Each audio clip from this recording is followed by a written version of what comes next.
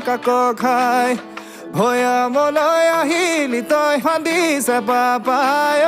হললাই পৰ্বতত হাছিলি গৈ বৰ কাকো খাই